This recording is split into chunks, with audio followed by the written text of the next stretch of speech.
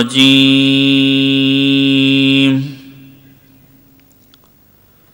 بسم الله الرحمن الرحيم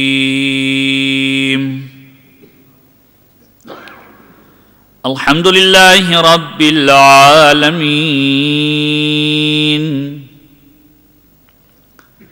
الحمد لله كما هو أهله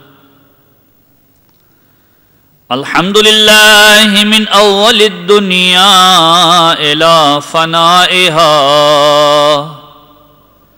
ومن الآخرة إلى بقائها الصلاة والسلام على أشرف الأنبياء والمرسلين سيدنا ونبينا أبي القاسم محمد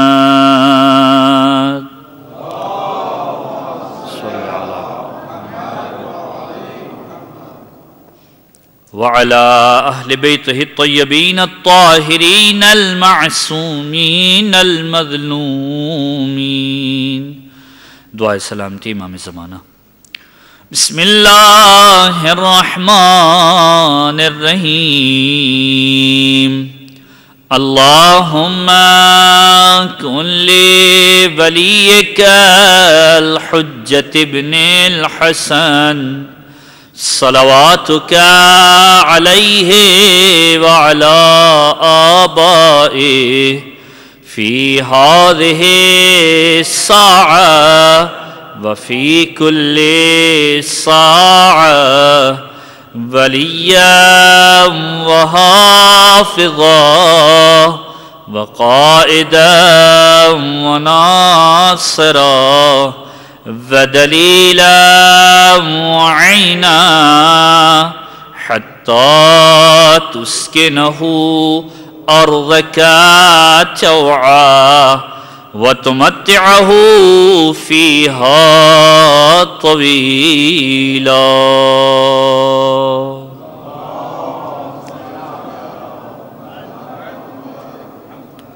أما بعد فقد قال الله تعالى في كتابه الكريم والفرقانه المجيد بسم الله الرحمن الرحيم قل يا عبادي الذين أسرفوا على أنفسهم لا تقنطوا من رحمة الله درود پڑھی محمد و آل محمد پر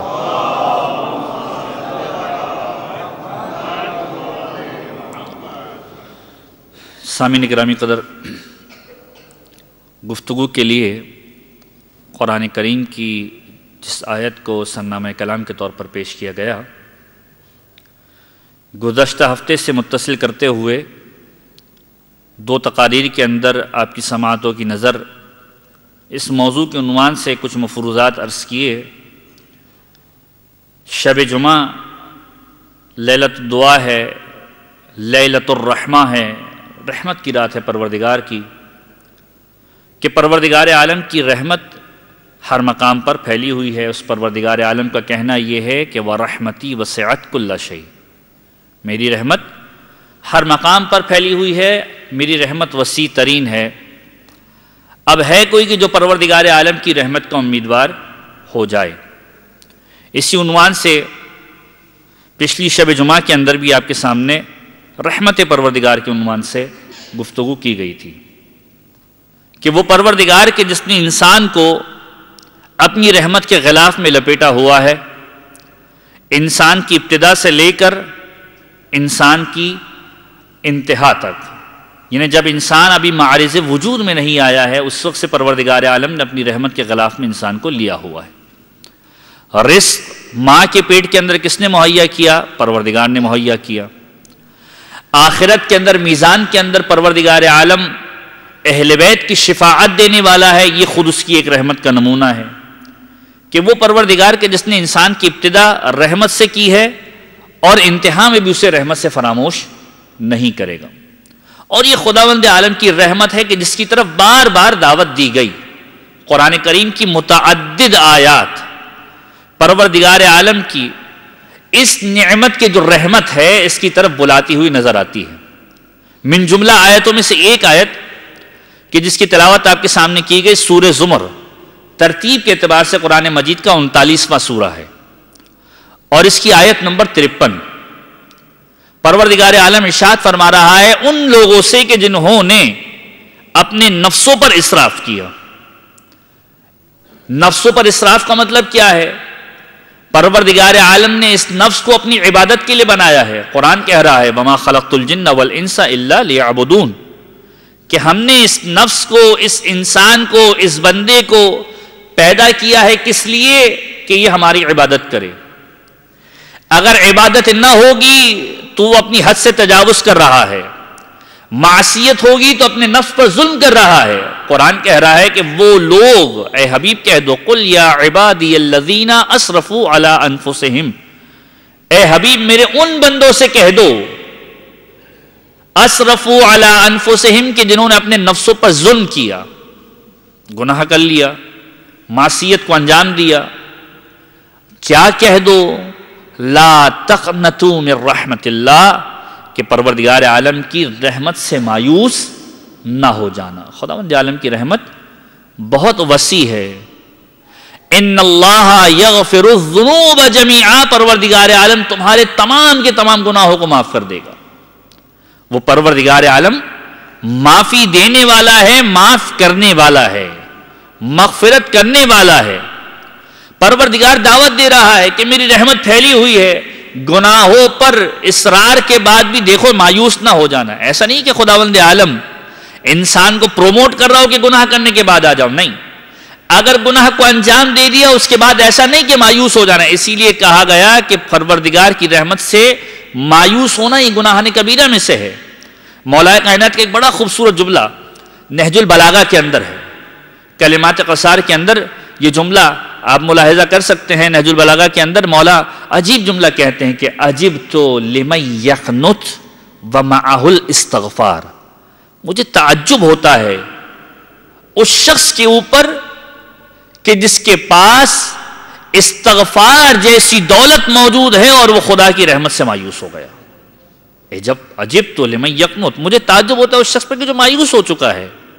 ومعہ الاستغفار، جبکہ اس کے پاس استغفار جیسی نعمت موجود ہے۔ خداوند عالم نے استغفار کو ان بندوں کے لیے رکھا ہے کہ جو پروردگار عالم کی رحمت کے طلبگار ہیں۔ لہذا جب ختمی مرتبہ احمد مجتبیٰ محمد مصطفیٰ صلی اللہ علیہ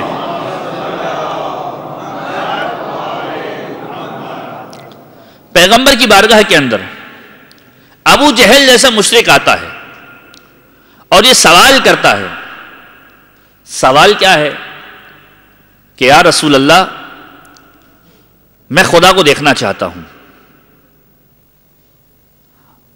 اور پھر خود کہتا ہے کہ آپ نے خود ہمیں جب اپنی تعلیمات کو بتلایا تو یہ کہا کہ حضرت موسیٰ کی قوم نے جب پروردگار عالم کے دیدار کا دعویٰ کیا تھا یا سوال کیا تھا، پروردگار عالم کے دیدار کی تاب نہ لا سکی اور قوم ختم ہو گئی۔ آپ بھی ہمارے لیے جو ہے وہ پروردگار کی بارگاہ میں دعا کر دیجئے، آپ بد دعا کیوں نہیں کرتے؟ ابو جہل پیغمبر سے باقاعدہ طور پر کہہ رہے کہ ہم آپ کی بات تو مانتے نہیں، آپ ہمارے لیے بد دعا کیوں نہیں کر دیتے کہ پروردگار عالم آسمان سے بجلی گرائے اور ہم ختم ہو جائیں؟ وہ ابو جہل کہ جو کسی بھی مقام پر پیغمبر کی کسی بات کو سننے والا نہیں ہے۔ تاریخ کے اندر دو کریکٹر ایسے گزرے ہیں کہ جس نے پیغمبر کو باقاعدہ طور پر پریشان کیا ہے، ان میں سے ایک ابو جہل ہے اور ایک ابو لہب ہے۔ ابو لہب کے بارے میں تو قرآن کا پورا سورہ نازل ہو گیا، تبت یدا ابو لہب، یہ پورا قرآن کا سورہ ہے جو ابو لہب کی مذمت کے اندر ہے۔ ان دونوں افراد نے پیغمبر کو ہمیشہ تنگ کیا ہے کہ جب پیغمبر اکرم کوہ ابو قبیس کے اوپر دعوت اسلام دے رہے تھے، یہی دو افراد تھے کہ جو مذاق اڑا رہے تھے۔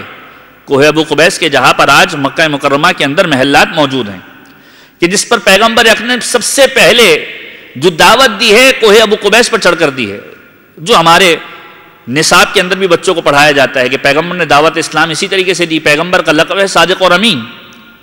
پیغمبر نے ایک مرتبہ جب پہاڑ پر کھڑے ہو کر یہ کہا کہ تم لوگ مجھے کیا سمجھتے ہو؟ کہا ہم آپ کو صادق اور امین سمجھتے ہیں۔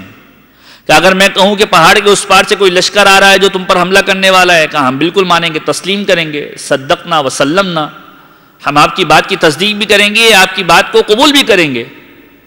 کہ جب میری بات پر اتنے اعتبار کرتے ہو تو اس بات کو تسلیم کرو کہ پروردگار ایک ہے، میں اس کا رسول ہوں، خدا کی وحدانیت کا اقرار کرو۔ لیکن وہ قوم کے جو جہالت کے دور سے گزر رہی ہے، ابھی پیغمبر پر ایمان نہیں لائی ہے، پیغمبر کی اس بات کو تسلیم نہیں کیا ہے، اس مقام پر جو سب سے پہلے تنگ کرنے والی شخصیتیں ہیں، یہی دو شخصیتیں تاریخ اسلام کی، ابو جہل اور ابو لہب۔ یہ پیغمبر سے کہہ رہا ہے کہ پیغمبر خدا، آپ خدا سے بددعا کیوں نہیں کرتے کہ خداوند عالم بجلی گرائے اور ہمیں ختم کر دے؟ یہ وہ کردار ہے تاریخ کے کہ جس نے پیغمبر سے باقاعدہ طور پر مطالبہ کیا ہے کہ پیغمبر کوئی معجزہ دکھلائیے، ہم آپ کی نبوت کو تسلیم کریں گے۔ لیکن ان کا کردار یہی رہا ہے کہ نبوت کے معجزے کو دیکھنے کے بعد بھی اس پر اعتبار نہیں کیا ہے، بلکہ پیغمبر کو دوبارہ تنگ کیا ہے۔ مسجد شق القمر کا معجزہ مکہ مکرمہ کی زیارتوں میں سے ایک زیارت تھی کہ جہاں پر پیغمبر اکرم نے چاند کا معجزہ دکھلایا۔ وہی بات کہ جب انسان کو تسلیم نہیں کرنا تو کچھ بھی تسلیم نہیں کرنا۔ ایک صاحب کی ازراہ مذاق بعض اوقات یہ بات کی جاتی ہے، ایک صاحب کی کسی دوسرے صاحب سے شرط لگ گئی۔ اب میں یہاں پر نہ شرط کو حلال کہہ رہا ہوں، شرط اصلاً حرام ہے شریعت کے اندر، کہ کوا سفید ہوتا ہے۔ اب یہ شرط ویسے ہی خود معنی خیز ہے کہ آیا یہ جملہ صحیح بھی ہے یا نہیں ہے۔ ایک صاحب نے دوسرے صاحب سے شرط لگا دی کہ کوا سفید ہوتا ہے، دوسرے صاحب نے کہا دنیا کے کسی خطے میں چلے جاؤ، کوا ہمیشہ کالا ہی ہوتا ہے، کوا سفید نہیں ہوتا۔ کہا نہیں، کوا سفید ہوتا ہے۔ گھر پہ تشریف لائے صاحب، گھر والوں سے تذکرہ کیا کہ آج ہماری شرط لگ گئی ہے، کوا سفید ہوتا ہے۔ گھر والوں نے بھی مذاق اڑایا کہ کوا تو کالا ہی ہوتا ہے، ہم نے دنیا میں کوئی ایسا کوا نہیں دیکھا۔ پرندوں کی بات کی جائے تو صنف ہے پرندوں کے اندر کہ کوا جو ہے وہ کالا ہی ہوتا ہے۔ آپ نے کیسی شرط لگا دی، ہاریں گے؟ کہا میں نہیں ہاروں گا۔ اگلے دن گئے، ان صاحب سے ملاقات بھی ہوئی، واپس بھی آئے، خوشی خوشی آئے۔ گھر والوں نے پوچھا کہ کیا ہوا؟ کہا جیت گیا۔ کہا کیسے جیت گئے؟ کہا وہ کہتا رہا، میں نے مانا ہی نہیں، جب میں مانوں گا ہی نہیں تو ہاروں گا کیسے؟ ان ابو جہل اور ابو لہب کی روش یہی تھی کہ جب پیغمبر سے دعویٰ کیا، اے پیغمبر خدا آپ ہمیں معجزہ دکھلائیے۔ کہا کیا معجزہ ہے؟ کہ ہم آپ کو نبی اس وقت تسلیم کریں گے کہ جب آپ اس چاند کے 2 ٹکڑے کر کے بتا دیں۔ پیغمبر نے 2 رکعت نماز حاجت پڑھی، پروردگار کی بارگاہ میں ہاتھوں کو بلند کیا اور مقام شق القمر کا معجزہ وہاں پر پیش آیا۔ چاند 2 ٹکڑے ہوا، پیغمبر نے دوبارہ چاند کو جوڑا، اور جب یہ نبوت کی دلیل سامنے آئی تو ایک جملہ کہا، اور وہ کیا جملہ ہے کہ اے محمد ہم تو تمہیں زمین کا جادوگر سمجھتے تھے، تمہارا آسمان پر بھی جادو چلنے لگ گیا۔ اب جسے تسلیم نہیں کرنا وہ یہ کردار، اور پیغمبر کے پاس آ کر کہہ رہے ہیں کہ پیغمبر خدا آپ ہم پر بجلی کیوں نہیں گرا دیتے؟ پیغمبر نے کہا کہ تم داستان ابراہیم کو پہلے سنو۔ پیغمبر بتلا رہے ہیں کہ پروردگار کی رحمت کتنی وسیع ہے، اس پروردگار کی رحمت واسعہ کو انسان ملاحظہ کرے کہ تم نے داستان ابراہیم نہیں سنی، میں تمہیں داستان ابراہیم سناتا ہوں کہ پروردگار نے حضرت ابراہیم کے سامنے سے حجابات کو ختم کر دیا تھا، 7ویں آسمان تک پروردگار نے حضرت ابراہیم کو بلایا ہے، اور جب حضرت ابراہیم کو بلایا تو ابراہیم نے مختلف مواقع پر پروردگار کی معصیت کو ہوتے ہوئے دیکھا ہے کہ لوگ گناہ کر رہے تھے، ابراہیم سے برداشت نہیں ہوا۔ پہلے آسمان پر جب حضرت ابراہیم گئے، دیکھا کہ لوگ معصیت پروردگار کر رہے ہیں، ہاتھوں کو بلند کیا، اور ہاتھوں کو بلند کرنے کے بعد ایک مرتبہ پروردگار کی بارگاہ میں دعا کی کہ پروردگار ان کو نیست و نابود کر دے، کہ جو تیری بارگاہ کے اندر معصیت کر رہے ہیں، گناہ کر رہے ہیں۔ پروردگار نے دعا کو قبول کیا۔ دوسرے مرحلے پر دیکھا کہ دوبارہ کوئی معصیت کر رہا ہے، ہاتھوں کو بلند کیا۔ لیکن جب تیسرے مرحلے پر ابراہیم ہاتھوں کو بلند کرنا چاہتے تھے، پروردگار عالم نے حضرت جبرائیل کے ذریعے سے گویائی کی، اے ابراہیم میری کتنی مخلوقات خدا کو تم مارو گے، میری کتنی مخلوقات خدا کو تم مارو گے، ان کا حساب و کتاب میرے ساتھ مربوط رہنے دو، میں ان کا پیدا کرنے والا بھی ہوں، ان کا حساب لینے والا بھی ہوں۔ کہ پروردگار تیری معصیت ہو رہی ہے۔ پھر ابراہیم کو پروردگار نے مخاطب کر کے کہا کہ ابراہیم 3 طرح کے افراد اس زندگی کے اندر ہوتے ہیں۔ پہلا گروہ وہ ہے کہ جو میری معصیت کرتا ہے لیکن پھر معصیت کرنے کے بعد توبہ کر لیتا ہے. یاد رکھو یہ میرا پسندیدہ ترین گروہ ہے.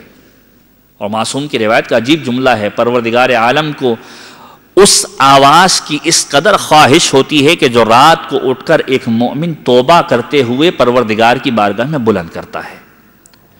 بعض اوقات انسان کی دعا اس لیے قبول نہیں کی جاتی کہ وہ جس لہجے میں پروردگار کو پکار رہا ہوتا ہے، پروردگار چاہتا ہے کہ یہ آواز مجھے برابر آتی رہے، لہذا اس کی دعاؤں کو بعض اوقات مصلحتاً روک دیا جاتا ہے. خدا چاہتا ہے کہ اس کی آواز برابر میرے پاس آتی رہے، کیونکہ اگر اس کی دعا کو قبول کر دیا تو شاید یہ پھر آواز دوبارہ سننے کو نہ ملے. پہلا گروہ وہ ہے کہ جو گناہوں کو کرنے کے بعد توبہ کے لیے حاضر ہوتا ہے. کہا دوسرا گروہ وہ ہے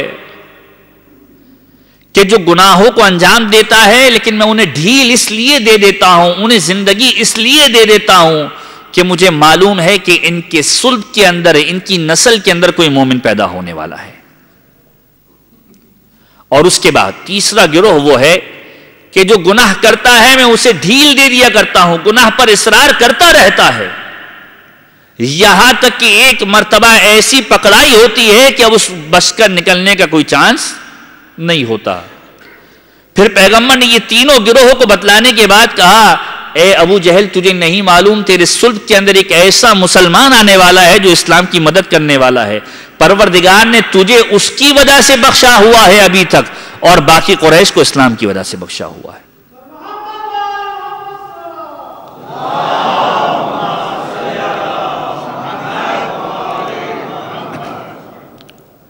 کہ تجھے اکرما کہ جو اس کی صلب کے اندر ایک مومن تھا، جو مسلمان لشکر کی مدد کرنے والا شخص تھا اور حقیقی مسلمان بنا، کہا تجھے اس کی وجہ سے بخشا ہے.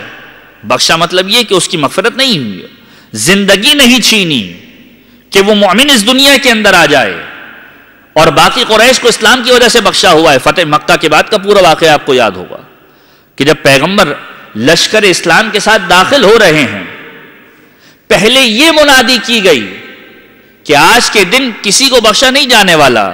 لیکن جب مکہ کی سرزمین پر قدم رکھا ہے، پیغمبر نے جب پہلا قدم مکہ کی سرزمین پر رکھا، پہلا سوال یہ کیا کہ تم مجھ سے ایکسپیکٹ کیا کرتے ہو؟ وما ارسلناک الا رحمتا للعالمین، وہ حبیب خدا کہ جو رحمت للعالمین ہے. کہ پیغمبر خدا آپ رحمت کا مرکز ہیں، ہم آپ کے ذریعے سے یہ دیکھنا چاہتے ہیں کہ عفو درگزر کیا ہوتا ہے. ہمیں معلوم ہے کہ آپ ہمیں معاف کر دیں گے. پھر پیغمبر نے مولا کائنات کے ذریعے سے اعلان کروایا، اے علی اعلان کر دو، ھذا یوم الرحمہ والعفو، آج کا دن رحمت کا دن بھی ہے، آج کا دن مغفرت کا دن بھی ہے. کہ آج کے دن جو پیغمبر کی بارگاہ میں آ رہا ہے، پیغمبر کی بارگاہ سے معافی مانگ رہا ہے، پیغمبر کی رحمت اسے مل رہی ہے. اس ابو جہل کو پیغمبر کا یہ جواب، یہ خداوند عالم کی رحمت ہے کہ اس نے گناہوں کے بعد توبہ کے دروازے کو کھلا رکھا. اور پھر یہی پیغمبر پروردگار سے مخاطب ہیں. عجیب روایت ہے کہ پیغمبر اکرم معراج پر گئے اور پیغمبر نے ملاحظہ کیا کہ امتوں کا حساب و کتاب ہو رہا ہے. آپ ذرا پیغمبر کی محبت اپنی امت کے ساتھ دیکھیے اور خود پروردگار کی محبت اپنی مخلوقات سے دیکھیے. پیغمبر نے دیکھا کہ امتوں کا حساب کتاب ہو رہا ہے. حضرت موسیٰ کی امت موجود ہے، امت موسیٰ کا حساب حضرت موسیٰ کے سامنے ہو رہا ہے.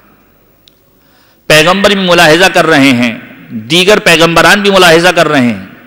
امت عیسیٰ کا حساب سارے نبیوں کے سامنے ہو رہا ہے. پیغمبر اکرم پروردگار سے گویا ہوا ہے، اے پروردگار میں چاہتا ہوں کہ میری امت کا حساب میرے سامنے ہو، کسی دوسرے نبی کے سامنے نہ ہو. بہار الانوار کی روایت ہے، میں چاہتا ہوں میری امت کا حساب میرے سامنے ہو، کسی دوسرے نبی کے سامنے نہ ہو. کہ حبیب کیا وجہ ہے؟ کہ پروردگار وجہ یہ ہے، میں چاہتا ہوں کہ اگر میری امت شرمندہ ہو تو میرے سامنے ہو، کسی دوسرے نبی کے سامنے نہ ہو. یہ رحمت للعالمین ہے کہ اگر میری امت اگر رسوا ہو رہی ہے تو میرے سامنے ہو.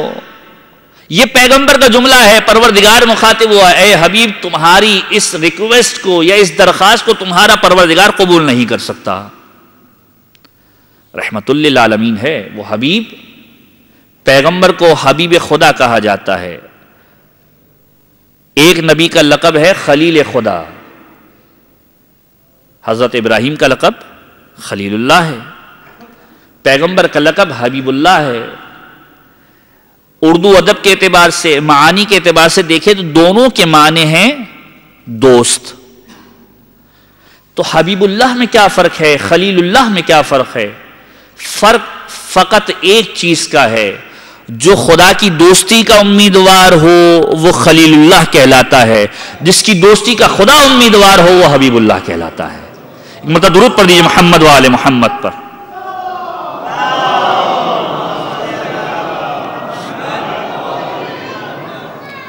تو حبیب اللہ سوال کر رہا ہے، پروردگارہ میں چاہتا ہوں کہ میری امت کا حساب میرے سامنے ہو۔ خدا کہتا ہے حبیب تیری اس درخواست کو میں قبول نہیں کر سکتا۔ پیغمبر کی آنکھوں سے آنسو جاری ہوئے ہیں، روایت کے جملے، پیغمبر کی آنکھوں سے آنسو جاری ہو رہے کہ پروردگار سے اس کا حبیب سوال کر رہا ہے، پروردگار انکار کر رہا ہے۔ کہا اے حبیب تم چاہتے ہو کہ تمہاری امت دوسروں کے سامنے رسوا نہ ہو، تمہارے سامنے رسوا ہو جائے، تیرا پروردگار یہ چاہتا ہے کہ تیری امت تیرے سامنے بھی رسوا نہ ہونے پائے۔ لہذا خدا جب حساب کرے گا تیری امت کا تو کسی نبی کو گواہ نہ بنائے گا کہ تیری امت کی قدر و قیمت یہ ہے کہ کسی نبی کے سامنے اس کو رسوا نہیں کیا جائے گا۔ تم یہ چاہ رہے تھے کہ تمہارے سامنے حساب ہو، خدا چاہتا ہے کہ تمہارے سامنے بھی حساب نہ ہو۔ کیوں تمہاری امت کا بندہ تمہارے سامنے ذلیل و رسوا ہو جائے؟ خدا کی رحمت کا تقاضا یہ ہے کہ وہ تیری بارگاہ کے اندر تیری امت کو رسوا نہیں کرنا چاہتا۔ یہ خداوند عالم کی رحمت ہے، اور اسی رحمت کی طرف متوجہ کیا معصومین نے کہ جب چوتھے امام زین العابدین علیہ الصلوۃ والسلام کی بارگاہ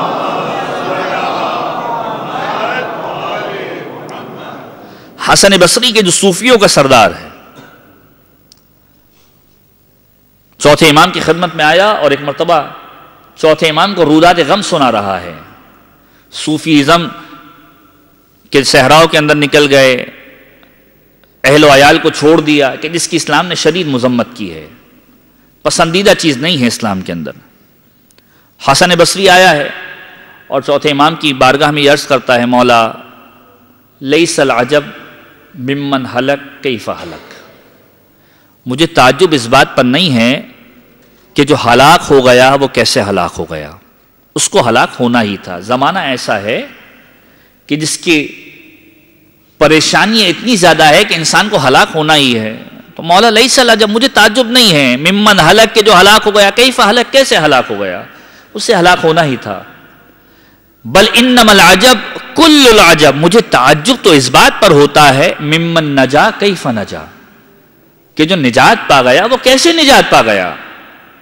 چوتھے امام نے کہا ہے حسن بصری لیس العجب ممن نجا کیف نجا، مجھے تعجب اس بات پر نہیں ہے کہ جو نجات پا گیا وہ کیسے نجات پا گیا، بل انما العجب کل العجب، مجھے تعجب تو اس بات پر ہے ممن ہلک کیف ہلک، کہ جو ہلاک ہو گیا وہ کیسے ہلاک ہو گیا، مع سعت رحمت اللہ، جبکہ رحمت پروردگار موجود تھی۔ تمہیں تعجب اس بات پر ہے کہ جو ہلاک ہو گیا کیسے ہلاک ہو گیا، مجھے تعجب اس بات پر ہے کہ ہلاک کیوں ہوا جبکہ رحمت پروردگار موجود تھی۔ لہذا چھٹے امام کا ایک جملہ صادق آل محمد امام جعفر صادق علیہ الصلوۃ والسلام فرماتے ہیں،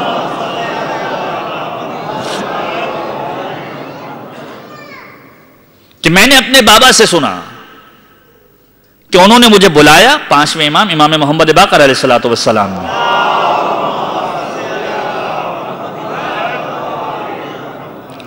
اور مجھے اپنے پاس بلانے کے بعد کہا کہ میں تمہیں وہ نصیحت کر رہا ہوں کہ جو لقمان نے کی تھی، اور مجھے مخاطب کر کے دو جملے کہے، اور وہ دو جملے یہ تھے کہ مومن کے دل کے اندر دو نور ہوا کرتے ہیں، اور دونوں نور برابر کے ہوا کرتے ہیں۔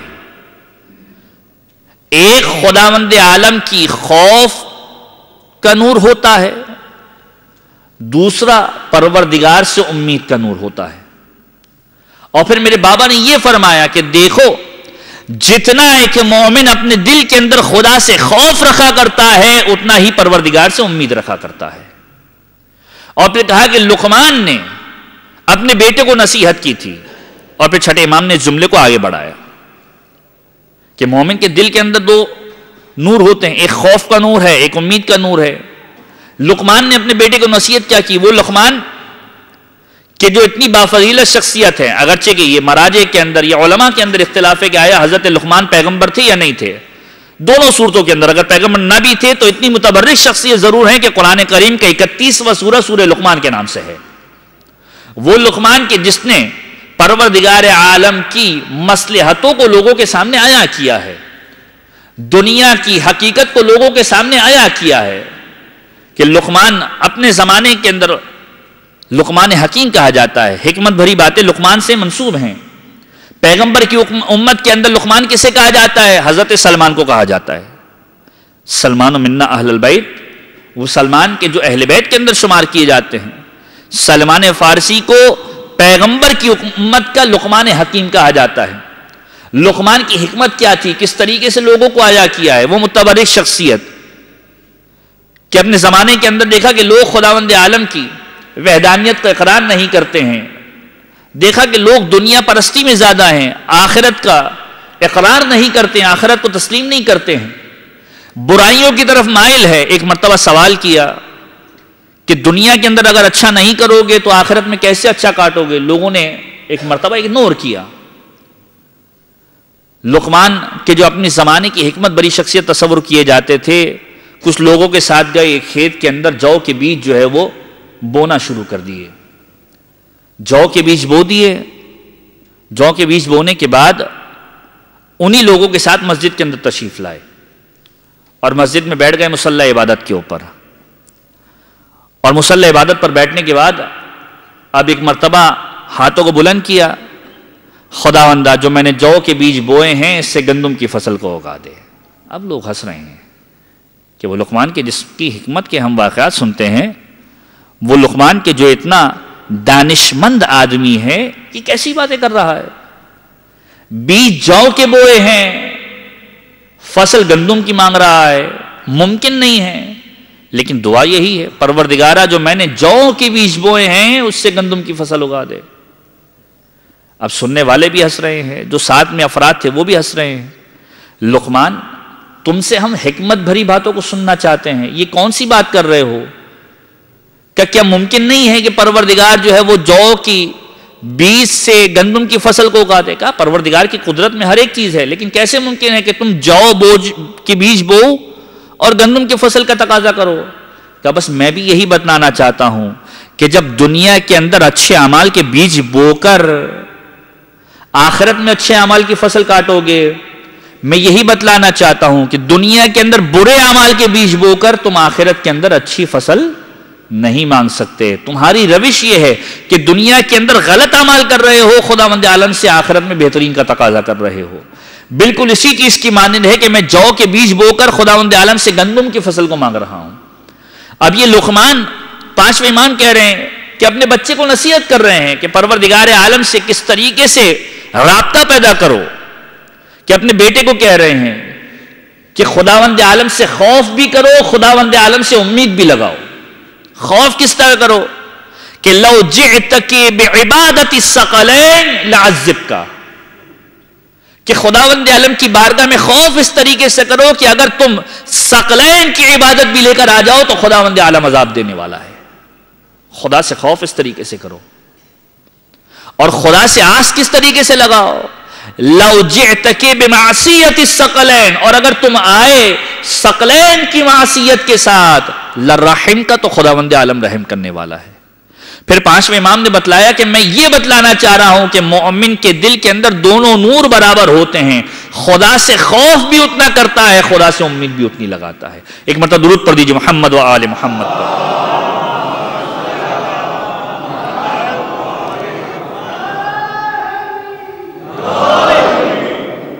تو خداوند عالم کی رحمت ہر مقام پر انسان کو گھیرے میں لیے ہوئے ہے، اور جیسے کہ میں نے عرض کیا، ابتدائے زندگی سے لے کر پروردگار عالم نے اس رحمت کو انسان کی زندگی کے اندر عیاں کر دیا ہے.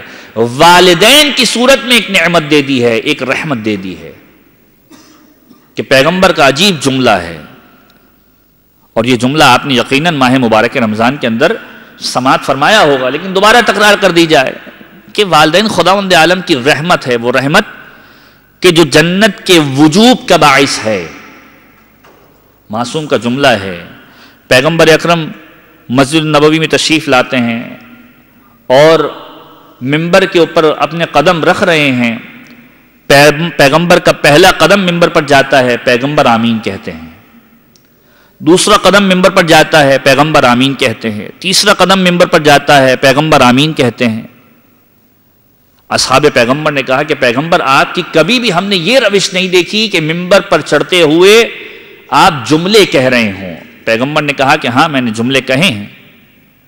کہ پیغمبر خدا اگر مناسب ہو تو ہمیں بھی بتلائیے. پیغمبر نے پھر ایک ایک کر کے جملوں کو بتلانا شروع کیا کہ جب میں منبر پر پہلا قدم رکھ رہا تھا جبرائیل امین نازل ہوئے اور یہ جملہ کہا کہ ہلاکت ہو اس شخص کے لیے اے پیغمبر خدا کہ جو ماہ مبارک رمضان کو پالے اور اپنے آپ کو نہ بخشوا سکے.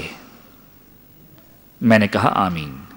وائے ہو اس شخص کے لیے کہ جس نے ماہ مبارک رمضان کو پا لیا اور اپنے آپ کو نہ بخشوا سکا.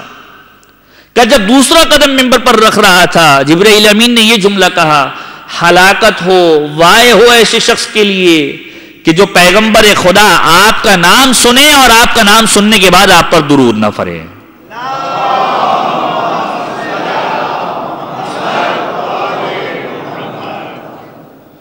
اور پھر جب تیسرا قدم منبر پر رکھ رہا تھا تو جبرائیل امین نے یہ جملہ کہا کہ پیغمبر خدا ہلاکت ہے ایسے شخص کے لیے کہ جو اپنی زندگی کے اندر والدین کو پالے اور اپنے آپ کو نہ بخشوا سکے.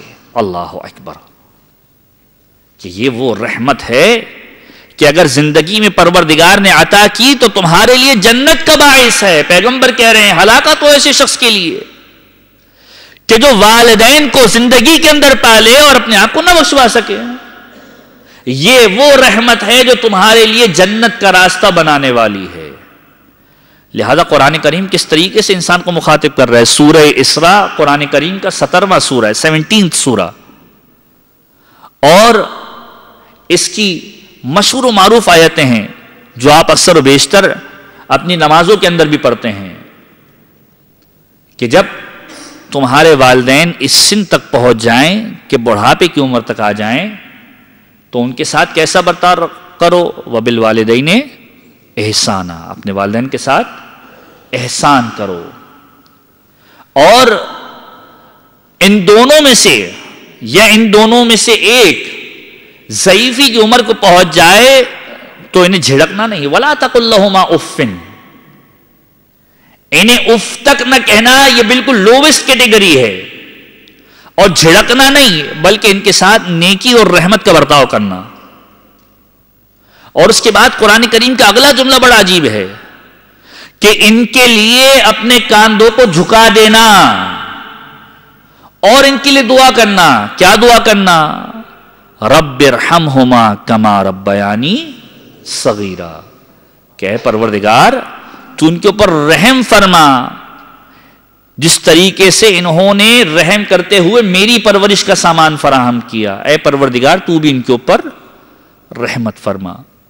تو یہ وہ رحمت پروردگار نے عطا کی کہ جو زندگی کے اندر انسان کی جنت کو واجب قرار دینے والی ہے. لہذا والدین کے اعتبار سے خاص حقوق معین کیے گئے ہیں. میں زندگی کے حقوق کی بات ہی نہیں کر رہا. والدین اگر دنیا سے رخصت ہو جائیں، معصوم فرماتے ہیں انسان کے اوپر حق ہے والدین کا. چونکہ مجھے بتایا گیا کہ ایصال ثواب کی مجلس بھی، لہذا دو جملے اس عنوان سے آپ کے سامنے عرض کروں کہ والدین کا حق ہے تم پر. معصوم کہتے بعض اوقات اولاد ایسی ہوتی ہے کہ جو زندگی کے اندر فرما بردار ہوتی ہے لیکن جب والدین دنیا سے رخصت ہو جاتے ہیں آق والدین قرار پاتی ہے، والدین کی آق شدہ قرار پاتی ہے. اور پیغمبر کا جملہ ہے کہ کچھ چیزیں ایسی ہیں کہ پروردگار عالم جن معصیتوں کے بدلے میں عذاب دیتے ہوئے دیر نہیں کرتا بلکہ تعجیلاً عذاب دے دیا کرتا ہے، جلدی عذاب دے دیا کرتا ہے۔ کون سی چیز ہے ایسی؟ کہ پہلی چیز، اگر کوئی شراب پینے والا ہے، یہ شراب ایسی چیز ہے کہ پروردگار عالم زندگی کے اندر عذاب دے دیا کرتا ہے۔ آخرت کا عذاب تو اپنے مقام پر ہے، زندگی کے اندر عذاب دے دیا کرتا ہے۔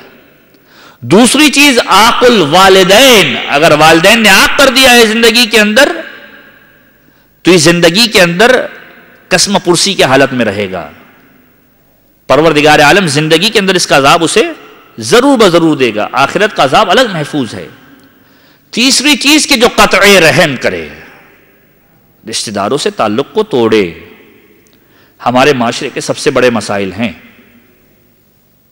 آج شراب کو اسٹیٹس سمبل سمجھا جاتا ہے، حرام تو دور کی بات ہے، اسٹیٹس کو مینٹین کرنے کے لیے شراب کو پیا جاتا ہے کہ ہمارا اسٹیٹس مینٹین نہیں ہوگا۔ صلہ رحم نہیں کیا جاتا۔ مولا کائنات کا جملہ یہ ہے کہ آخری زمانے کی نشانی یہ ہے کہ جس زمانے کے اندر انسان وصلۃ الرحم منن احسان سمجھے گا، اس صلہ رحم کرنے کو، چھوٹی چھوٹی باتوں پر رشتے ختم کر دیے جاتے ہیں، اور اس کے بعد اگر رشتہ قائم بھی کیا جاتا ہے تو احسان جتلاتے ہوئے کیا جاتا ہے کہ تو میں احسان کر رہا ہوں۔ جبکہ پیغمبر کا جملہ کیا ہے؟ پیغمبر نے مکارم اخلاق اور انسان کے کمال کے اندر دو باتیں بتلا دیں: جو تم سے رشتہ توڑے تم اس سے رشتہ جوڑو، جو تم سے رشتہ توڑے تم اس سے رشتہ جوڑو، صلہ رحم کرو۔ یہ معصومین کی روش تھی۔ 7ویں امام کی شہادت کا سبب 7ویں امام کا ایک رشتہ دار بنا ہے۔ ایک شخص کے جس کا نام محمد ابن اسماعیل ہے، 7ویں امام کے پاس آتا ہے، مولا مجھے زاد راہ چاہیے۔ امام کا چچا زاد بھائی تھا۔ امام نے زاد راہ دیا اور ایک جملہ کہا: اے محمد دیکھو میرے شہادت کا سبب نہ بن جانا۔ مولا کو معلوم ہے کہ یہ شخص جانے والا ہے اور خلیفہ وقت کے ساتھ مل کر شہادت کے اسباب کو پیدا کرنے والا ہے، لیکن اس وقت بھی مولا نے صلہ رحم کو ختم نہیں کیا۔ عاق الوالدین، جو والدین کا عاق شدہ ہو، جس کو والدین نے ٹھکرا دیا ہو، ایسے شخص کو پروردگار عالم کے جنت میں داخل کرے گا؟ یقیناً ایسا نہیں ہونے والا۔ معصوم کا جملہ ہے کہ ایک شخص زندگی کے اندر فرما بردار ہوتا ہے، والدین کی حیات کے بعد عاق والدین ہو جاتا ہے۔ کون سا شخص؟ کا والدین کا کم سے کم حق یہ ہے، 6 امام کی روایت ہے کہ والدین کا کم سے کم حق یہ ہے کہ جب دنیا سے گزر جائے ان کے لیے استغفار کرو، ان کے لیے استغفار کرو، انہیں اپنی مستحب عبادتوں کے اندر شامل کرو، ان کے لیے نمازوں کو انجام دو۔ اگرچہ کہ اگر والدین کی قضا نمازیں موجود ہے، بڑے بیٹے پر واجب ہے کہ اس کو انجام دے۔ اگر واجبات کا پابند تھا تو اس کے اوپر کم سے کم حق یہ ہے کہ اس کے لیے استغفار کرے، اس کو اپنی نمازوں کے اندر یاد رکھے۔ اور پھر معصوم کا جملہ یہ ہے کہ وہ شخص جو زندگی کے اندر کبھی عاق والدین تھا، ممکن ہے کہ پروردگار کی رحمت کی وجہ سے وہ فرما بردار اور مطیع ہو جائے، کہ زندگی کے اندر والدین نے عاق کر دیا، لیکن جب والدین دنیا سے رخصت ہو گئے، اس نے اتنی مغفرت کی پروردگار سے اپنے والدین کے لیے، پروردگار اسے فرما برداروں میں شمار کرے گا۔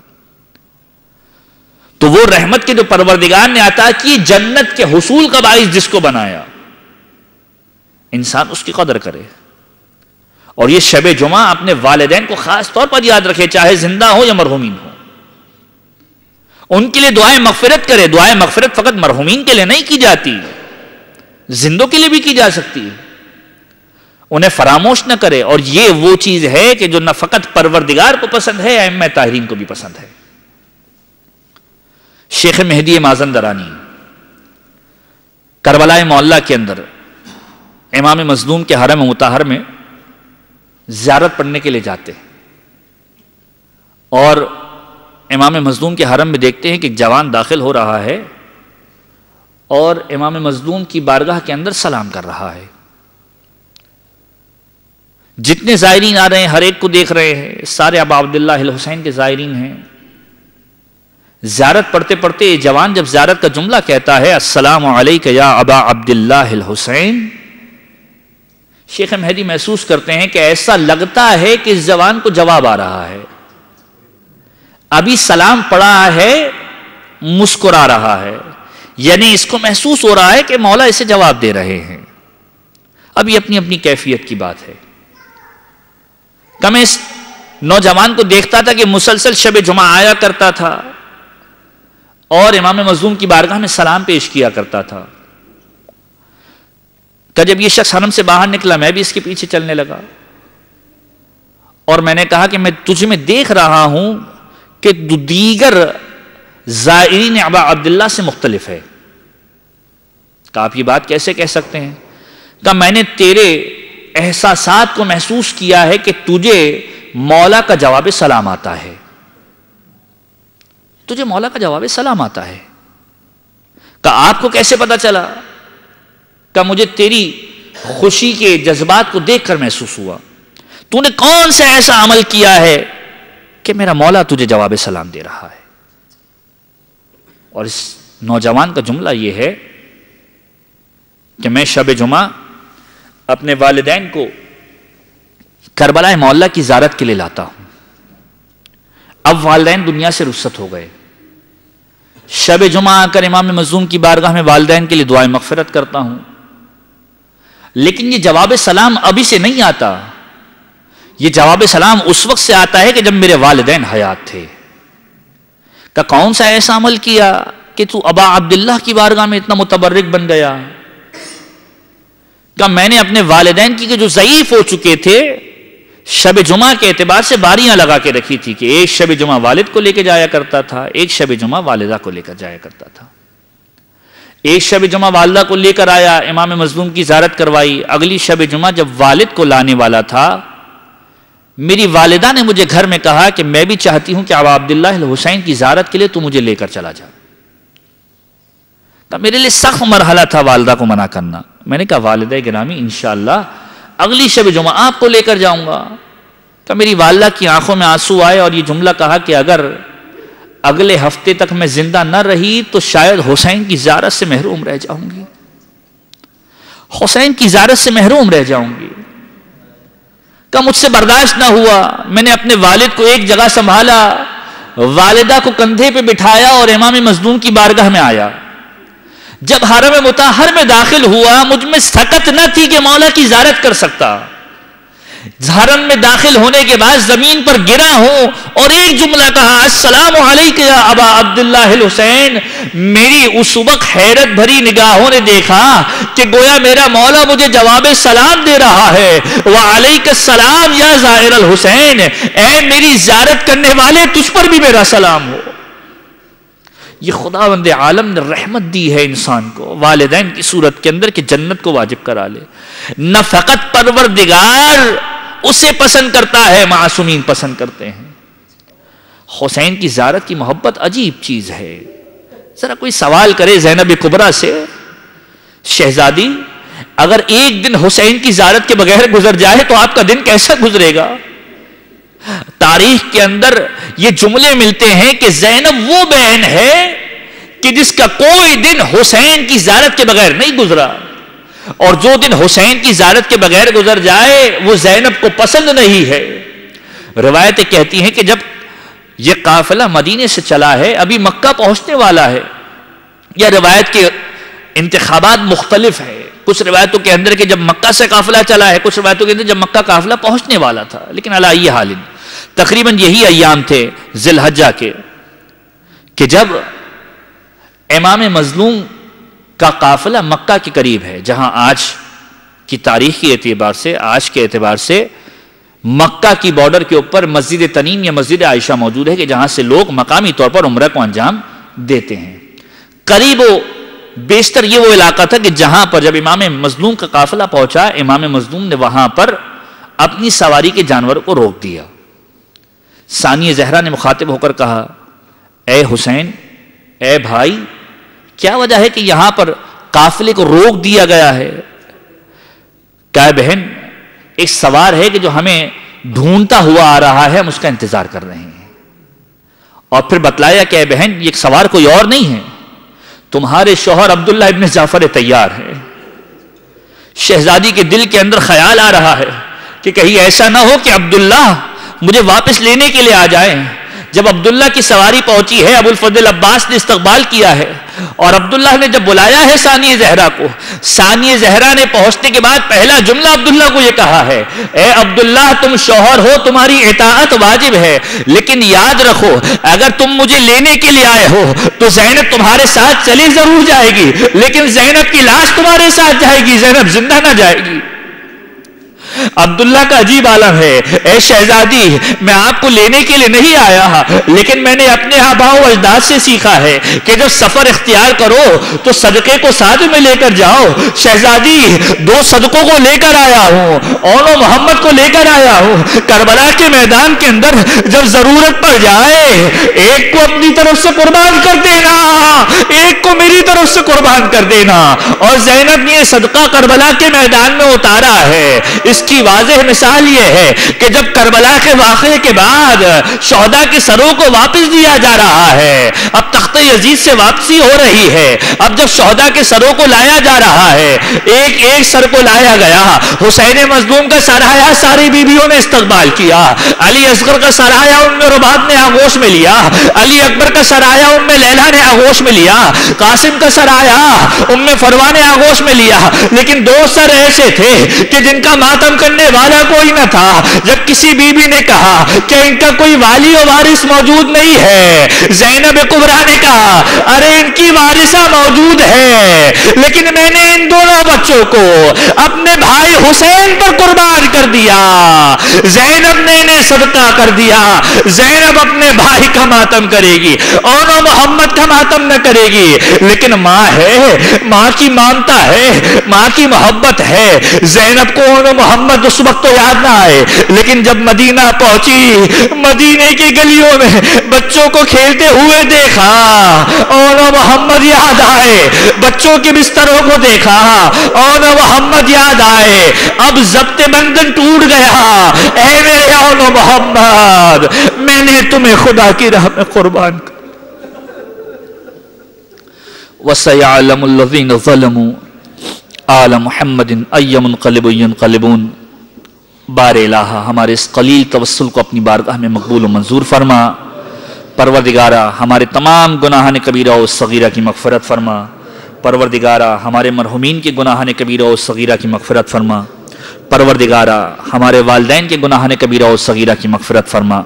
پروردگار ہم ناقص ہیں، ہماری عبادتیں ناقص ہیں، ہمارے افعال ناقص ہیں، ہمارے اعمال ناقص ہیں۔ پروردگار تو کامل ہے، تیری قدرت کاملہ کے ذریعے سے ہمارے اعمال ناقصہ کو، ہمارے اذکار ناقصہ کو اپنی بارگاہ کے اندر پروردگار مقبول و منظور فرما۔ پروردگارہ دنیا کے کسی بھی کونے کے اندر اگر اہل بیت کے چاہنے اور ماننے والے آباد ہیں، ان کی جان، مال، عزت و آبرو کی حفاظت فرما۔ پروردگار جو مومن پریشان حال ہیں، پروردگار امام مظلوم کے صدقے کے اندر ان کی تمام پریشانیوں کو دور فرما۔ پروردگار جو اس محفل کے اندر آئے ہیں، پروردگار اس محفل کے تقدس کا واسطہ، شہزادی کونین کا واسطہ، پروردگار جو مومن پریشان حال ہے اپنی پریشانیوں کو اس محفل کے اندر لے کر آیا ہے، پروردگار اہل بیت کے صدقے میں اس کی تمام پریشانیوں کو دور فرما۔ پروردگار جو مومنین بیمار ہیں، پروردگار اہل بیت کے صدقے کے اندر انہیں جلد از جلد شفا کاملہ و عاجلہ عنایت فرما۔ ظلم و ظالم سے انتقام لینے کے لیے اپنی آخری حجت امام عصر و زمان کے ظہور میں تعجیل فرما، ہمیں ان کے اعوان و انصار میں شمار فرما۔ ربنا تقبل منا انك انت السميع العليم وتب علينا بحق محمد وآلہ الطاہرین۔ سورہ فاتحہ کی التماس ہے آج کی نیات جس بندہ خدا کی جانب سے ڈونیٹ کی گئی ہے ان کے مرحومین کے لیے سورہ فاتحہ خصوصی طور پر اور عمومی طور پر مرحوم سید عماد الحسین ابن سید نثار حسین، مرحوم عباس باندی بنت سید صفت حسین، مرحومہ سجیت النساء بنت جعفر حسین، مرحومہ سکینہ بانو بنت عماد الحسین، مرحوم علی حیدر ابن سید عماد الحسین، مرحوم سید نثار حسین ابن اشرف حسین، اور مرحوم سید عرفان حیدر نقوی ابن سید شان حیدر نقوی کے جن کو آج دفنایا گیا ہے، ان کے لیے نماز وحشت کی بھی گزارش ہے۔ ان تمام مومنین کے لیے علی الخصوص عمومی طور پر تمام شہداء ملت جعفریہ، تمام مرحوم مراجعین کرام، تمام مومنین کے جہاں پر موجود ہیں ان کے تمام مرحومین، اور وہ تمام مومنین کے جو محبت اہل بیت لیے اس دنیا سے گزر گئے کہ جن کو آج یاد کرنے والا کوئی موجود نہیں ہے۔ بسم اللہ الرحمن الرحیم، الحمدللہ رب العالمین الرحمن الرحیم مالک یوم الدین، ایاک نعبد و ایاک نستعین، اہدنا الصراط المستقیم صراط الذین انعمت علیہم غير المغضوب عليهم ولا الضالين. بسم الله الرحمن الرحيم. قل هو الله أحد الله الصمد لم يلد ولم يولد ولم يكن له كفوا أحد. بسم الله الرحمن الرحيم. قل هو الله أحد الله الصمد لم يلد ولم يولد ولم يكن له كفوا أحد. بسم الله الرحمن الرحيم. قل هو الله أحد الله الصمد لم يلد ولم يولد ولم يكن له كفوا أحد. اللهم اغفر للمؤمنين والمؤمنات والمسلمين والمسلمات الأحياء منهم والأموات تابع بيننا وبينهم بالخيرات إنك مجيب الدعوات إنك على كل شيء قدير برحمتك يا أرحم الراحمين. ماتم حسین.